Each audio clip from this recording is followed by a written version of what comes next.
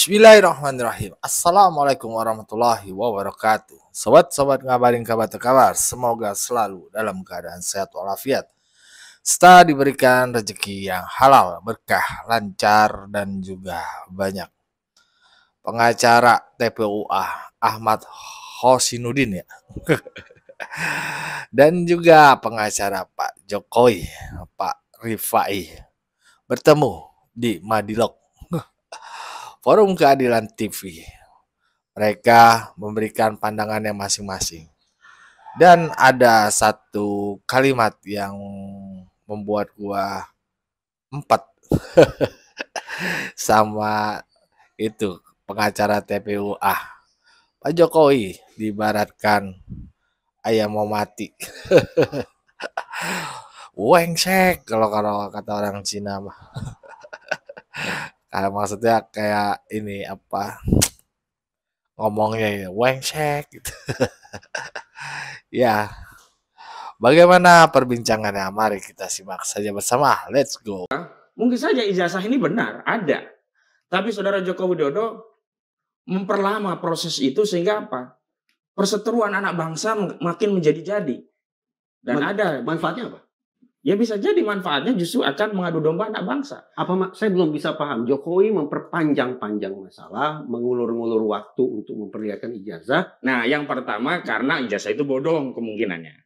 Yang kedua boleh jadi ijazah itu asli. Tetapi kita justru bisa membaca ada niat jahat kalau begitu. Kenapa kalau ijazah asli? Apa manfaat bagi Jokowi mengadu domba justru itu anak kita bangsa? Pertanyakan. Kenapa harus memperlama tidak menunjukkan ijazah itu? Kenapa harus pakai ya narasi meminjam otoritas UGM? Meminjam otoritas kuasa hukum, meminjam otoritas dari Mabes Polri yang faktanya kemarin setelah ada pengumuman dari Baris Mabes Polri, publik masih terus mempertanyakan bahkan mempersoalkan proses di Mabes Polri itu sendiri. Kritiknya sudah begitu banyak di sosial media. Dan manuver-manuver Jokowi itu Mas Ahmad anggap sebagai bentuk atau cara untuk mengadu domba anak bangsa. Bahkan saya melihat lebih jauh. Saudara Joko Widodo itu kalau filosofinya seperti seekor ayam yang disembelih, yang sedang menuju ajalnya sehingga dia kebingungan mencari langkah apa untuk mempertahankan nyawanya yang sebenarnya ajalnya juga sudah hampir sampai. Itu dalam konteks filosofi. Secara hukum, saya meminjam apa yang disampaikan oleh Prof. Jimli Asidiki. Kalau tidak ada motif untuk mempersoalkan anak bangsa, kalau persoalannya adalah ijazah saja, apakah itu sah atau tidak? Ini kan sudah dijelaskan oleh Prof. Jimli dan saya sependapat. Ini kan ijazah itu kan besiking produk keputusan tata usaha negara. Sehingga yang punya wewenang adalah pengadilan tata usaha negara. Tidak ada kaitannya dengan pencemaran, dengan sesuatu yang berkaitan dengan fitnah dan seterusnya. Tapi memang ada problem kalau kita persoalkan melalui PT UN besiking, ya kan sudah lewat waktu 90 hari sejak keputusan tata usaha negara itu dikeluarkan oleh badan atau pejabat itu. Maka saya juga setuju sependapat kalau hari ini ada gugatan di Pengadilan Negeri Sleman, Pengadilan Negeri Surakarta, dan itu pun yang disampaikan Prof. Jimli Asidik, memang perkaranya sekarang beralih kepada peradilan umum, di peradilan perdata tentang ada tidaknya dugaan perbuatan melawan hukum terhadap penerbitan, proses dan penerbitan ijazah itu. Apakah sah atau tidak? Bukan meminjam otoritas pidana Bareskrim yang kemudian dinarasikan itu asli, padahal itu hanya soal masalah identik atau tak identik. Tidak ada otentivitas. Kita jalan satu persatu ya. Jadi Mas Ahmad mengatakan poin pertama, sepertinya ijazah itu memang tidak pernah ada. Atau yang kedua, inilah cara strategi Jokowi memperpanjang-panjang masalah agar dia terus dapat spotlight, kemungkinan juga indikasi kepanikan, atau cara adu domba semacam itu. Kita challenge satu persatu. Iya, boleh. Silakan. Bang Rifai, sederhana saja dulu. Satu kata saja. Sudah pernah atau belum pernah lihat ijazah S1 dari Fakultas Kehutanan UGM untuk Joko Widodo? Saya sudah lihat. Saya melihat langsung, meraba langsung, bahkan saya minta izin untuk menerawang. Fotokopinya? Asli. Tahu dari mana asli? Saya langsung periksa. Jadi waktu itu lebih kurang. Kapan meriksanya? Waktu saya menangani perkara ini. Iya, kira-kira kapan? Bulan apa? Tahun berapa? Enggak, 2 tahun yang lalu. 2 tahun yang lalu. Kan Bang Rifai tidak punya kompetensi untuk mengecek ijazah itu lebih asli kurang atau waktu tidak. kami mendapat penugasan, kami diskusi. Ya, waktu itu saya diundang oleh Pak Oto. Pak Arif mau gabung nggak? Oke, saya juga nggak semudah itu gabung. Gini-gini saya masih menjaga integritas, Pak. Jadi, oke, kasusnya seperti apa? Jadi semula pernah kuasa hukumnya ada di Pak Oto Hasibuan. Iya, zaman 2 tahun yang lalu. Oke. Kita pelajari, terus Oh ya, memang isu ijazah kan udah lama tuh ya. Akrobatnya udah lama. Udah lama tuh, masuk gugatan, oke. Nah, terjadi diskusi malam waktu itu. Ini saya buka sedikit. Hampir tadinya mau kita tunjukkan. Jadi Pak Pratikno ya, waktu itu bahkan diskusi dengan Pak Oto, gimana kalau kita tunjukkan saja di sidang. Tapi hasil kajian kami ditunjukkan pun tidak akan selesai. Jadi ada beberapa kajian waktu itu ya. Pertama, secara hukum tidak ada kewajiban kita untuk menunjukkan. Karena ini sesuatu yang dikecualikan. Di Undang-Undang Keterbukaan Informasi Publik pasal 17 dan 19, plus jangan lupa ada Undang-Undang Perlindungan Data Pribadi. Ijazah masuk dalam PDB. Lalu kedua, kalau ditunjukkan apakah menyelesaikan masalah atau menambah persoalan. Lalu kita hitung bahwa ini ditunjukkan hanya untuk menjadi besar. Ketiga waktu itu kita melihat kalau ditunjukkan kasihan untuk pejabat-pejabat yang lain. Karena dengan akhirnya jadi presiden kan, setiap orang komplain, kok saya curiga kamu bukan warga negara Indonesia, tunjukkan. Saya curiga dengan ijazah kamu, tunjukkan. Sebagai contoh, jangan sampai juga nanti suatu saat Pak Wapres zaman Pak Joko Widodo, Pak Maruf Amin, Kiai Haji Ma'ruf Amin, dituding, Anda bukan di beliau kan Ibnu Khaldun sama Ponpes Tebu Ireng. Nanti dipersoalkan, mana ijazah dari Ponpes Tebu Ireng? Saya mau lihat. Kalau begitu dibudayakan kan menjadi sesuatu yang tidak baik gitu ya. Apalagi konteksnya tidak jelas. Ya. Tapi kalau penegak hukum yang meminta, kita kooperatif. Tadi kan sudah dikatakan, ada perintah dari pengadilan kepada jaksa sekian tahun lalu agar memperlihatkan ijazah itu. Kalau perkara yang di Solo.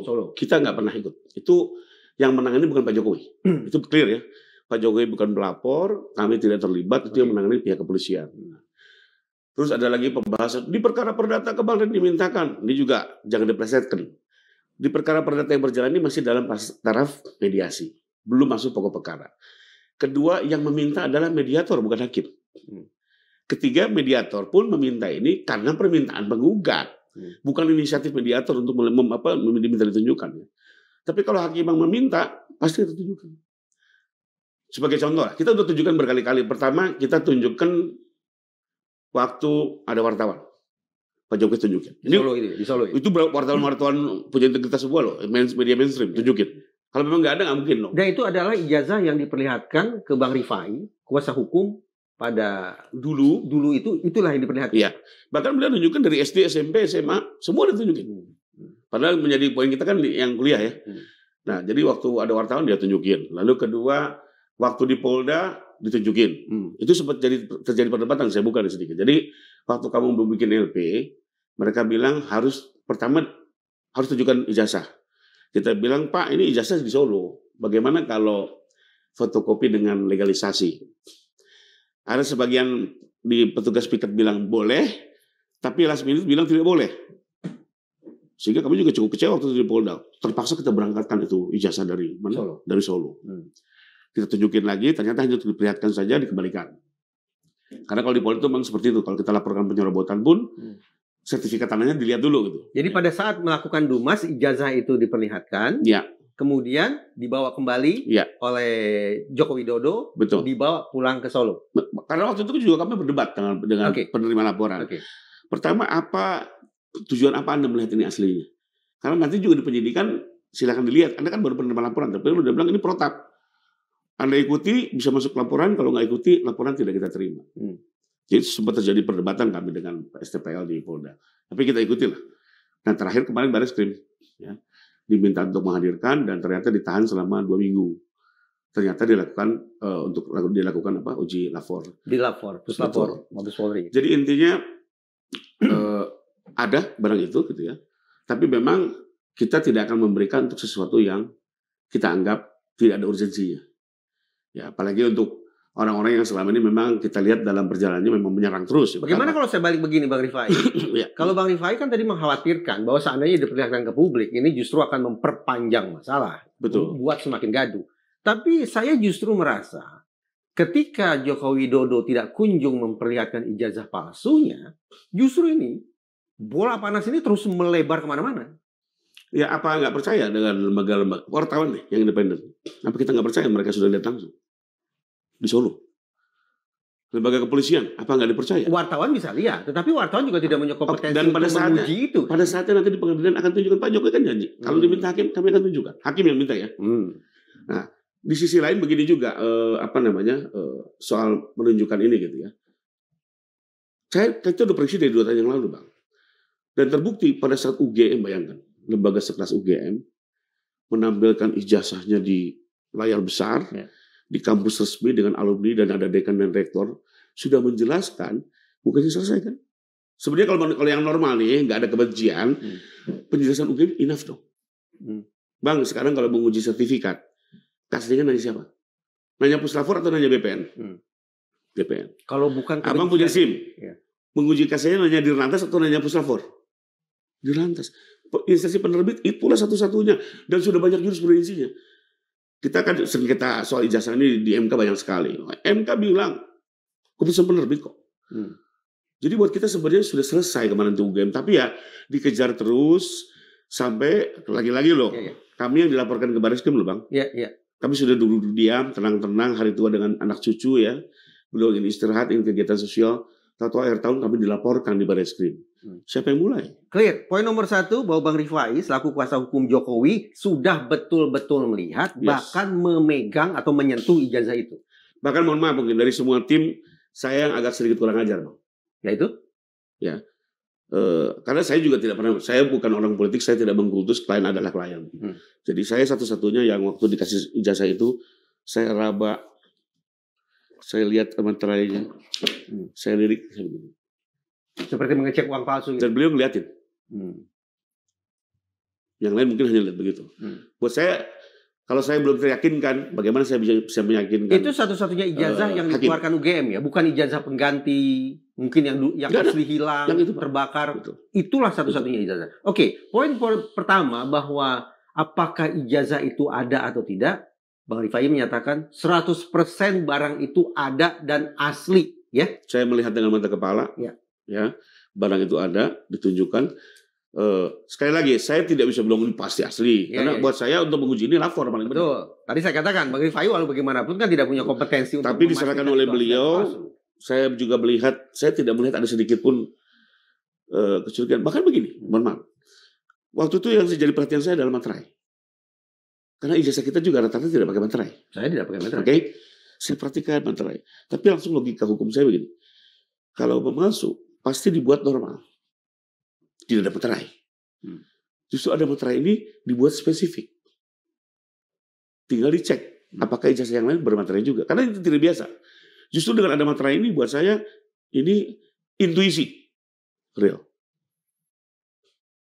Tadi poin nomor 2. Apakah benar bahwa Jokowi dalam kondisi entah itu panik, cemas, dan pada sisi lain juga ada keinginan untuk mengadu domba sesama anak bangsa? Saya pikir sih enggak. Jadi pertama kali kan kembali lagi beliau sudah duduk tenang ya dengan anak cucunya begitu ya. Sudah mulai dengan kegiatan sosial. Atau akhir tahun kami mendapat laporan di Barreskrim ya, dan itu tambah lama tambah membesar. Bagaimanapun juga beliau ingin istirahat, harus menghadapi laporan polisi dan kami di memang istirahat, memang ingin istirahat. Tetapi sekarang saya melihat Pak Jokowi bahasa metafora ya, beliau mengambil posisi yang ofensif kan, menyerang.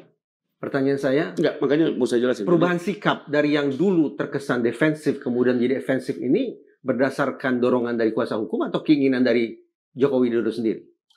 Kalau saya lihat karena memang keadaan, jadi gini, 2 tahun yang lalu pun juga waktu kami terima gugatan, kita kan memberikan pandangan hukum, Pak, kita bisa rekonvensi, ya, namanya perdata bisa rekonvensi nih Pak, bisa juga kita melaporkan fitnah.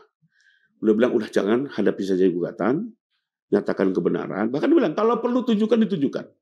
Waktu itu seperti kamu boleh tanya Pak Pratik ya, tapi waktu itu kajian kita udah tidak perlu, karena dilayani akan terus-terusan gitu ya. Jadi bilang udah yang penting selesai aja, buat apa diperbesar. Waktu mulai ada laporan di Barreskrim, kami diundang, dikumpulkan, lalu dibahas. Ini kok ada laporan seperti ini gimana ya? Inilah Pak, ini sesuatu yang kita tidak kita duga juga. Tapi bagaimanapun ya kita hadapi Pak. Gitu ya. Lalu di sisi lain beliau juga bilang ini berita terus membesar gitu ya. Apa saya nggak ada hak untuk bisa juga menanggapi atau menyatakan kebenaran atau jadi apakah saya bisa mengupayakan keadilan untuk memulihkan nama baik dan martabat saya, karena saya yakin betul ijazahnya asli. Saya maknai bahwa Joko Widodo saat itu dalam kondisi yang barangkali agak marah, tersinggung, sakit hati. Saya tersinggung. Dia tersinggung. Jadi istilahnya pada aspek apanya sebetulnya membuat Joko Widodo tersinggung? Karena kan tahun 2013 ya sudah dipersoalkan juga 2022 oleh Bambang Tri, oleh Gus Nur. Waktu itu tidak ada serangan balik apapun dari Jokowi, tapi sekarang kok tersinggung. Pada aspek apanya yang bikin tersinggung? Kalau saya lihat beliau sudah ingin istirahat, ya, ingin keluar dari kancah politik, tapi diserang dan hitungan, ya mungkin atau hitungan beliau juga ini ada gerakan politik. Jadi dia merasa terusik, sehingga beliau akhirnya merasa ini perlu dilakukan satu langkah-langkah pengimbangan, lebih kurang gitu. Lalu juga ada joke juga di antara kita. Dan karena ini bergulut di sosial media, kita ada joke, jangan sampai Yan Etes lihat di sosial media koeyangnya soal orang memasuk ijazah. Ini juga kan buat seorang kakek, buat cucu ini juga nggak main-main. Nah, ini soal udah nama baik keluarga gitu ya. Sehingga waktu itu dia hanya bilang, apakah saya tidak bisa memperjuangkan keadilan buat saya? Sehingga kita bilang, ya udah Pak, ini ada satu saluran yang bisa kita lakukan.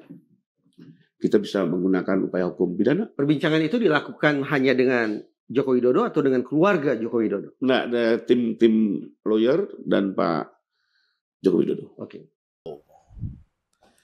Ya, begitulah tadi ya perbincangannya. Pengacara TPUA Ahmad Hosinuddin dan juga pengacara Pak Jokowi, Bung Rifai. Dari sini kita bisa lihat ya bagaimana pandangan pengacara TPUA ya, sangat-sangat pengen banget menghabisi Pak Jokowi. Dan tentu kita semua tahu ya, terutama orang yang mendukung Pak Jokowi ya, yang sudah lama berjalan ini. Kita tahu siapa pengacara inilah. Lu cari sendiri. Pasti ketemu nih siapa nih jejak digitalnya. Emang dari dulu kagak pernah baik pandangannya buat Pak Jokowi. Selalu saja miring. Negatif. Nah, sekarang bagaimana menurut pandangan sobat-sobat? Berikan pandangannya di kolom komentar. Wassalamualaikum warahmatullahi wabarakatuh.